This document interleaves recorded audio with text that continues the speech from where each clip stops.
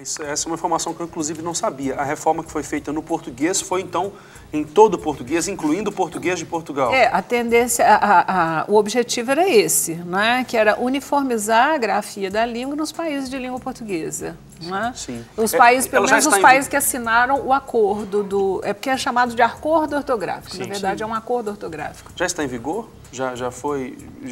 Ela já foi aprovada, mas ela só será cobrada oficialmente a partir de 2016. Houve elas teceram, né? Porque era para ser, eu costumo dizer, ao primeiro minuto do primeiro dia de 2013. Mas né? até nos concursos também vão ser cobrados só depois de 2016 ou já estão sendo cobrados? Até lá é possível você trabalhar nas duas regras. Agora, é claro que o concursando, aquele que está prestando o concurso, ele já devia estar pronto desde janeiro.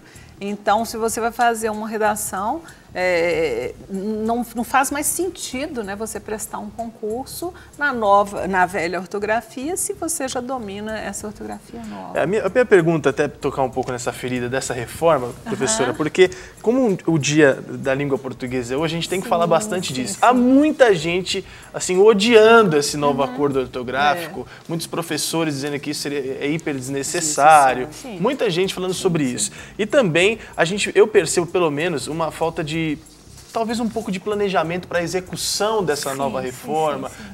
Foi estabelecida, como a senhora disse, tinha que ser cumprida depois do primeiro minuto qual foi estabelecido esse acordo, mas só para 2016 o pessoal fica nessa confusão, a gente corrigir, enfim.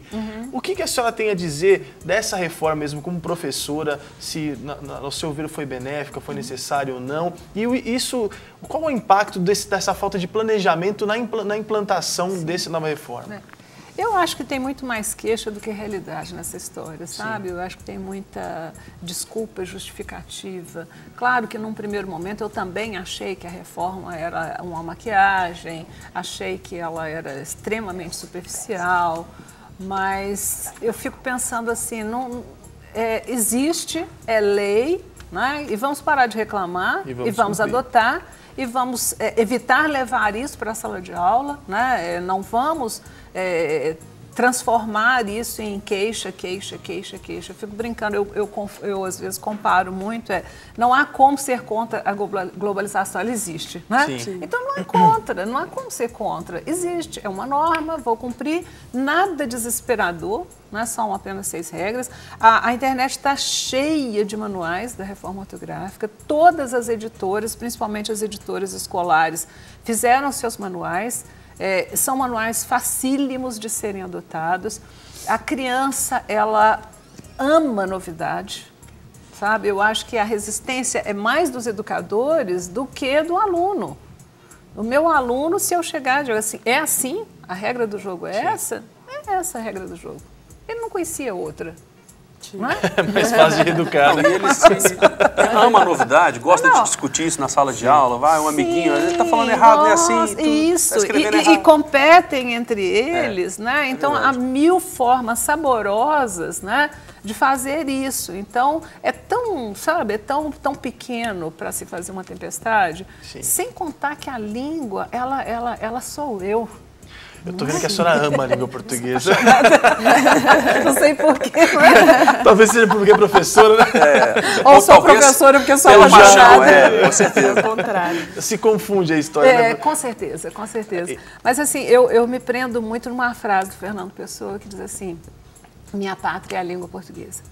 E eu gosto muito de trabalhar essa frase no sentido de que eu vou fazer dar uma organizada nessa informação. Quando a gente nasce, eu costumo dizer assim, nós somos um ET, né? Assim, a estrutura da sociedade está montada, a língua é oficializada, é o português, está tudo pronto e eu vou ter que aprender. Então, o mundo vai sendo nomeado para mim em língua portuguesa. O mundo foi nomeado para mim em língua portuguesa. Os primeiros sons que eu ouvi foram sons da língua portuguesa. Minha mãe falava em português comigo, minha família, meus professores, né, os parentes, os primos. Então, eu aprendi o som de au-au, carro, papai, água. Esses sons, eles são marcados no meu cérebro com toda uma carga que vai além do som da palavra. Então, um exemplo que eu dou muito em sala de aula, já que eu sou mineira, né? Eu digo assim, doce de leite, né? Uau, a pessoa começa a salivar, eu escuto né? E aí normalmente eu pergunto assim, você pensou em doce de leite cremoso ou de pedacinho?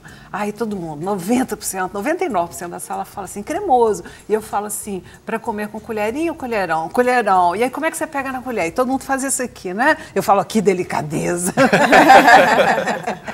Ou seja, a boca começa a salivar e eu não tenho doce de leite aqui.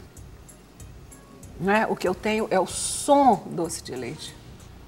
Como eu tenho som, banho de cachoeira. Como eu tenho som, uma noite tranquila. Como eu tenho um som, acidente de automóvel ou assalto à mão armada. E o meu corpo inteirinho reage. O meu cérebro determina que glândulas e nervos e músculos reajam ao som. Então, o mundo foi nomeado para mim, não só concretamente, como a gente vai falando para a criança assim, tá tristinho, tá com soninho, saudade do papai, tudo. E essas referências vão ficando na minha cabeça. Sim. Então, eu brinco que eu não como bean, eu como feijão. Né? Se eu ouvir alguém falar bean, eu não vou salivar. E se alguém me disser I love you, não tem a menor importância para mim. O som que eu tenho, eu amo você. Este som é muito forte para mim. Dada a importância da língua, né? A importância disso culturalmente e tal. Agora, professora, para encerrar, que infelizmente o nosso tempo é curto, quais são as dicas que a senhora deixaria para as pessoas que precisam mesmo se adaptar? A gente, às vezes, acha assim, tá longe ainda, 2016, mas quando vê, nós estamos nas Olimpíadas já. De repente a coisa está acontecendo e a norma já está em vigor. E às vezes tem gente que vai trabalhar durante esse processo todo e precisa se adaptar a isso. Quais seriam as dicas? Eu acho que se é fato, não tem como brigar e é uma bobagem, é um desperdício de energia, sabe? Ficar brigando contra isso e é tão pequeno, né? E, a primeira dica que eu dou é consultar. Não existe uma enormidade de fontes de consulta. Eu insisto muito, utiliza o corretor ortográfico do seu computador. Quem trabalha com computador não deixa de usar o corretor ortográfico. Se ele não contém todas as palavras, abasteça seu corretor ortográfico. Vá colocando as palavras que você precisa. Não é? A leitura, a memorização da forma da palavra é memória visual. Né? Eu decoro o desenho da palavra, eu decoro aquele logotipo. Então, quanto mais eu leio, mais o meu cérebro vai registrando. Então, eu começo a achar, por exemplo, tem uma palavra que eu ainda tenho dificuldade, que é ideia. Eu tenho muita dificuldade de escrever ideia sem acento, né? Sim, eu também. Não é? Então, mas na hora que eu escrevo com acento, meu cérebro já faz... Tum! Por quê? Porque ele já está rejeitando a forma anterior. Então, eu tenho que voltar. Eu tenho uma... automatismo eu escrever com acento, mas racionalmente eu já não aceito. Sim. Então, é a convivência com o desenho da palavra.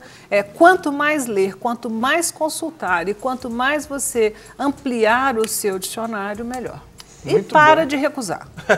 Chega dessa briga, né? Chega de reclamar. Chega de reclamar. Vamos fazer alguma coisa a respeito. Os contatos da professora estão na tela. A gente quer te agradecer, professora. É sempre um prazer recebê-la aqui. A primeira vez foi muito legal também. Essa segunda vez é muito bom. Então a senhora está em casa. Fique à vontade. Agradecer pela presença e honrar pela importância. Sim. Tá aqui como professora hoje no programa, representando todos os professores, numa classe tão importante que às vezes não é vista como deveria ser vista, não é atendida como deveria ser atendida.